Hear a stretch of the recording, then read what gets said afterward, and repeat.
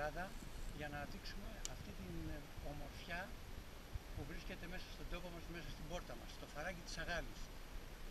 Περπατήσαμε το φαράγγι από την αρχή μέχρι και φτάσαμε σχεδόν στην Κράτεια και από εκεί θέλαμε να πάμε στο καταφύγιό μας. Πριν 3 μέρες,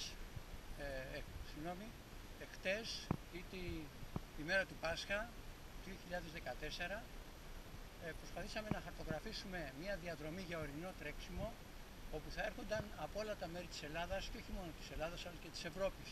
Και αυτό που αντικρίσαμε ήταν κάτι που ήταν ανήκουστο, δηλαδή δεν μπορούσε να το δει άνθρωπος.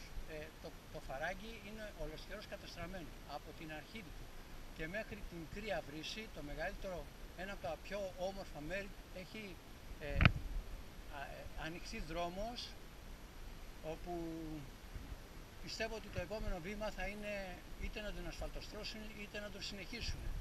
Αυτό δείχνει το πώς αντιμετωπίζουν οι τοπικοί άρχοντες αυτό που λέγεται προστασία της φύσης, αισθητικά τοπία και τι γνώμη έχουν και τι γνώση για αυτό που λέγεται οικοτουρισμός.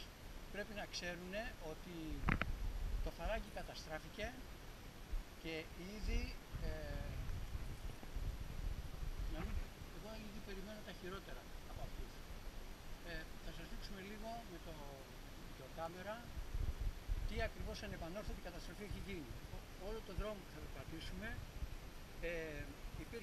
υπήρχε ένα μονοπατάκι. Τώρα είναι δρόμος όπου θα έρχεται το γεωταχή αυτοκίνητο και η σκουπιδορύπανση, ενώ ήταν κάποτε σταματημένη στην είσοδο του φαραγγιού, γιατί και τα σκουπίδια υπήρχαν, τώρα θα τα φτάσουμε μέσα σε ολόκληρο το φαράγγι.